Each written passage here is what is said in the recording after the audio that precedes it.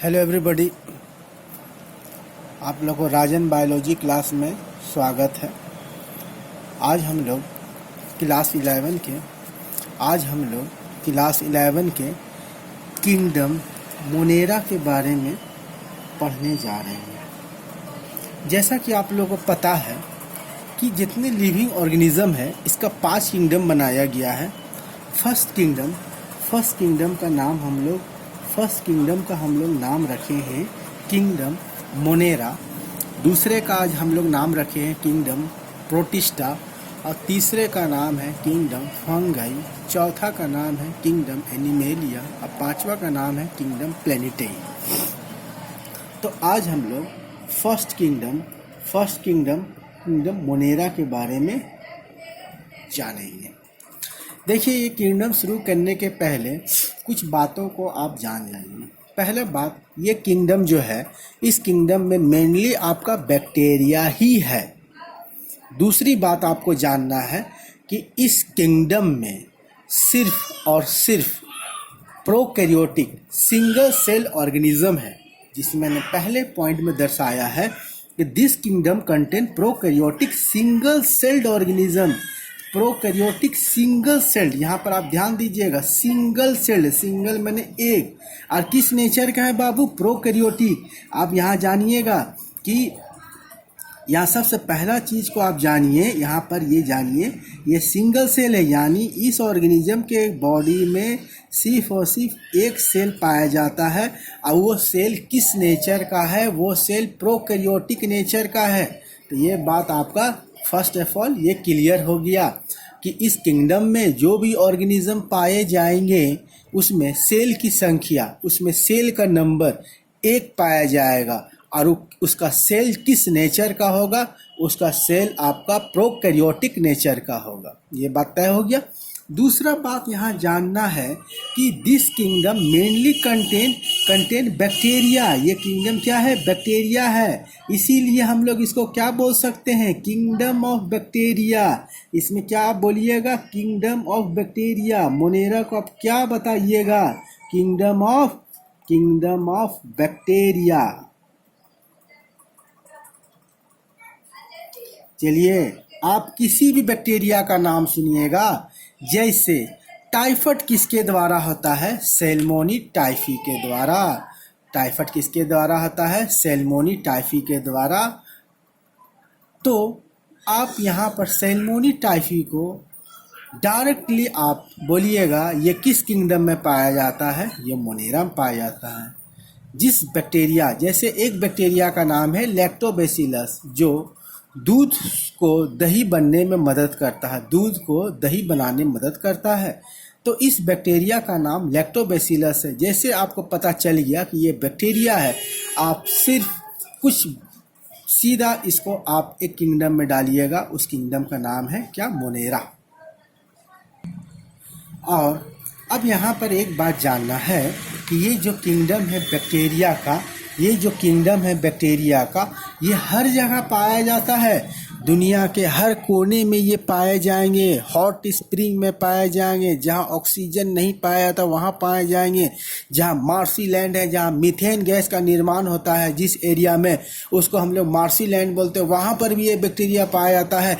इस तरह हम लोग इसको बोल सकते हैं कि ये bacteria is present almost everywhere. दुनिया के हर कोने में ये बैक्टीरिया पाया जाता है। इसलिए ये जो शब्द है एवरीवेयर, इसको आप याद रखिएगा। ये बैक्टीरिया कहाँ पाया जाता है? एवरीवेयर। जहाँ का भी आप नाम बोल सकते हैं। हॉट स्प्रिंग, गर्म जल कुंड, जहाँ जैसे राजगीर में आपका गर्म पानी निकलता है स्प्रिंग से, हॉट स्प्रिंग में भी ये पाया जाएगा। जहाँ हाई सॉल्टी एरिया होता है,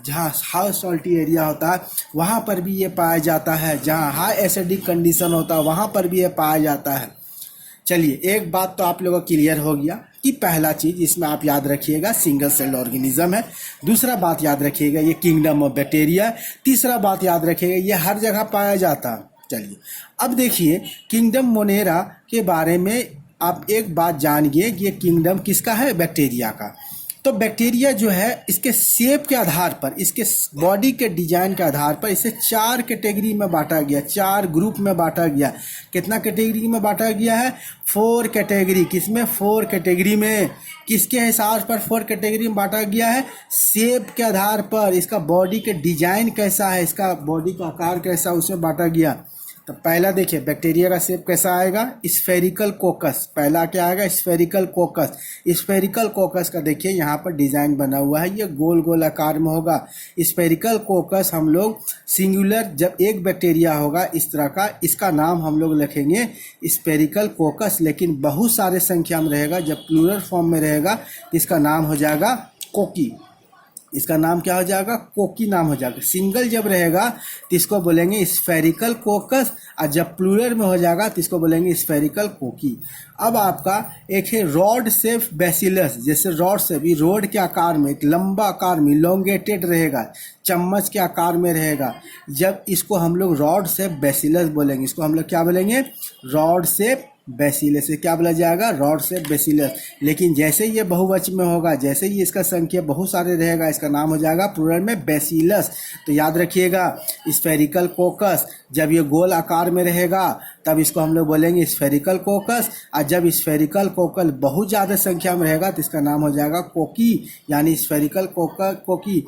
और रॉड शेप, जब इसका रॉड के जैसा रहेगा तब इसको हम लोग बोलेंगे रॉड शेप बैसिलस, जब इसका संख्या 1 रहेगा तब। लेकिन जैसे इसका संख्या बहुत यानी प्लूरल फॉर्म में हो जाएगा तो रॉड शेप बैसिली हो जाएगा।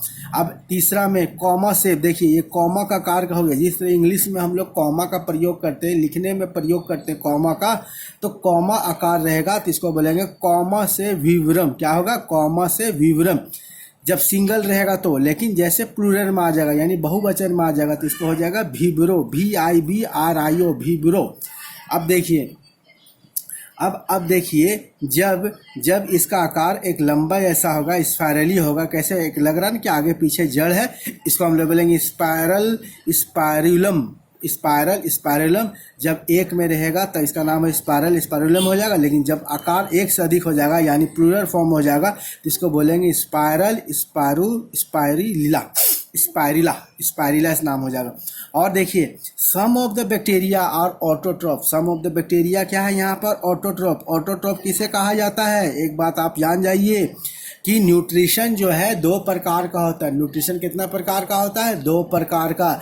एक होता है हेट्रोट्रॉफ और दूसरा होता है ऑटोट्रॉफ। हेट्रोट्रॉफ में क्या हो गया? न्यूट्रिशन के लिए किसी अदर ऑर्गेनिज्म पर डिपेंड करना, अपना खाना खुद नहीं बनाना, उसको हम लोग बोलते हैं हेट्रोट्रॉफ। और ऑटोट्रॉफ क्या होता है? जब कोई ऑर्गेनिज्म अपना खाना खुद तैयार करता है तो उसे क्या बोला जाता है? ऑटोट्रॉपिक्स बोला जाता है। इसलिए इसमें कुछ बैक्टीरिया, इसलिए सम का प्रयोग किया जा रहा है। कुछ बैक्टीरिया जो है वो ऑटोट्रॉप है। कुछ बैक्टीरिया क्या है? ऑटोट्रॉप है, मतलब अपना खाना खुद तैयार कर सकता है। जैसे आपका इसके बारे में जानिएगा कि साइनोबैक्टीरिया क्या है?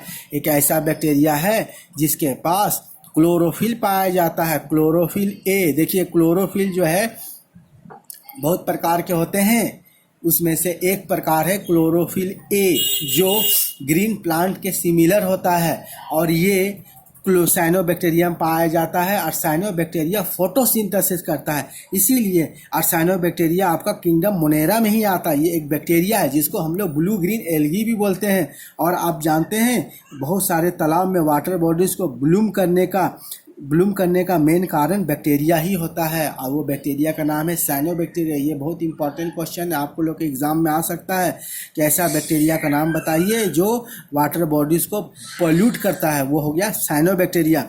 अ large number of bacteria are heterotrophs. अब बहुत ज़्यादा संख्या में कुछ बैक्टीरिया आपका ऑटोट्रॉप है, अब बहुत सारे बैक्टीरिया आपका हेट्रोट्रॉप है। बहुत सारे बैक्टीरिया का है हेट्रोट्रॉप है। Some bacteria feed on dead organic material. कुछ बैक्टीरिया डेड ऑर्गेनिक मटेरियल में फीड करता है, जिसको हम लोग क्या बोलते हैं? डिकम्पोजर। जिसको हम लोग क्या बोलेंगे? जिसको हम लोग क्या बोलेंगे, डिकम्पोजर, नष्ट करने वाला। जैसा आप लोग अपने घर में देखते होंगे, जब हम लोग ऑर्गेनिक वेस्ट मटेरियल को बाहर फेंक देते हैं तो कुछ दिन के बाद देखिएगा वो ऑर्गेनिक वेस्ट मटेरियल डिसअपियर हो जाता है, यानी गायब हो जाता है। वो कहाँ जाता है, वहाँ पर यही बैक्टीरिया आ करके उसको खा करके उसको डिकम्पोज कर देता है। इसलिए इस ग्रुप में अधिकतर सब डिकम्पोजर ही पाए जाते हैं। अब देखिए किंगडम मोनेरा को दो ग्रुप में बांटा गया। किंगडम मोनेरा को टू सब ग्रुप यानी टू सब किंगडम में बांटा गया है। पहला का नाम आप याद रखिएगा, आर्चियोबैक्टीरिया। पहला का क्या नाम हो गया, आर्चियोबैक्टीरिया। दूसरा का नाम क्या हो जाएगा, यूबैक्टीरिया। तो यहाँ एक बात तय हो गया, किंगडम मोनेरा जो है उसे दो ग्रुप में बांटा गया है। पहला ग्रुप का नाम है आर्चियोबैक्टीरिया, दूसरा ग्रुप का नाम है यूबैक्टीरिया। अब देखिए आर्चियोबैक्टीरिया के बारे में हम लोग जानेंगे। तो देखिए इस दुनिया सृष्टि का जब निर्माण हुआ था तो सबसे पहले इस दुनिया में आर्चियोबैक्टीरिया ही आया था। इसीलिए हम लोग इसको क्या बोल सकते हैं, oldest of all living cell. जितनी लिविंग ऑर्गेनिज्म है वो सब क्या चीज़ से बना है, सेल से बना है। हम भी सेल से बने हैं, आप भी सेल से बने हैं। आपके आसपास जितना लिविंग ऑर्गेनिज्म है सब सेल से बना है। और उस सब सेलों में से सबसे पुराना, सबसे ओल्डेस्ट कौन है, आर्चियोबैक्टीरिया। तो ये सबसे पहले आया था, इसलिए इसे बोला गया है it is the oldest of living cell. और ये कहाँ कहाँ पाया जा सकता है, देखिए इसके बारे में जानिए। ये हर जगह पाया जा सकता है जहाँ ऑक्सीजन नहीं है। जहाँ पर ऑक्सीजन नहीं है वहाँ पर भी ये पाया जाता है। जहाँ हाई सॉल्ट कंसंट्रेशन है, बहुत ज़्यादा सॉल्टी एरिया, वहाँ पर ही पाया जाएगा। हाई टेम्परेचर वहाँ पर ही पाया जाएगा। मार्सी एरिया में पाया जाएगा। ETC देखिए, it is found where there is absence of oxygen, जहाँ ऑक्सीजन की कमी हो, जहाँ हाई सॉल्ट कंसंट्रेशन हो, हाई टेम्परेचर हो, मार्सी एरिया हो, वहाँ पर आर्चियोबैक्टीरिया पाया जा सकता है। The bacteria which is present in salty area are called halophile. जो बैक्टीरिया सॉल्टी एरिया में पाया जाता है उसको हम लोग हेलोफिल्स बोलते हैं। The bacteria which is present in the hot spring are called thermoacidophile. देखिए अगर आपको एग्ज़ाम में पूछा जाए कि एग्ज़ाम में the bacteria which is present in salty area, तो उसे क्या बोला जाता है, हेलोफाइल्स बोला जाता है। The bacteria which is present in hot spring, उसको हम लोग क्या बोलते हैं, थर्मोएसिडोफाइल्स। ठीक है, इसे क्या बोला, थर्मोएसिडोफाइल्स बोलेंगे। The bacteria which is present in marshy area, देखिए मार्सी एरिया उस एरिया को बोला जाता है जहाँ पर मीथेन गैस का निर्माण होता है। जहाँ मीथेन गैस प्रेजेंट होता है उस एरिया में उसे मार्सी एरिया कहा जाता है। और यहाँ जो बैक्टीरिया मार्सी एरिया में पाया जाता है उसे हम लोग क्या बोलते हैं, मेथिनोजिन्स। क्या बोलते हैं बाबू, मेथिनोजिन्स। और मेथिनोजिन्स के बारे में एक बात जानिएगा कि मेथिनोजिन कुछ एनिमल्स के पेट में भी पाया जाता है। वो एनिमल आपका रूमिनेंट एनिमल होता है। रूमिनेंट एनिमल कौन एनिमल होता है, रूमिनेंट एनिमल उस एनिमल को बोलते हैं जिसका स्टमक में 4 चेम्बर होता है। फर्स्ट चेम्बर सबसे बड़ा होता है और वो कर्ड च्यूइंग होता है। आप लोग जैसे गाय हो गया, बकरी हो गया, उसे देखे होंगे खाने के बाद कुछ देर के बाद फिर दोबारा उन लोग देखिएगा बैठ करके अपने खाना को पेट से निकाल के चबाता है। ऐसे एनिमल को कर्ड च्यूइंग बोलते हैं और यही आपका रूमिनेंट एनिमल होता है। इसे एग्जांपल काव हो जाएगा, बफेलो हो जाएगा, गोट हो जाएगा, सीप हो जाएगा, कैमल हो जाएगा। ये सब क्या है, रूमिनेंट एनिमल है। और इसके पेट में मेथिनोजिन बैक्टीरिया पाया जाता है। इसीलिए इसके गोबर से बायोगैस बनाया जाता है और बायोगैस का एक गैस मीथेन गैस भी इसमें पाया जाता है।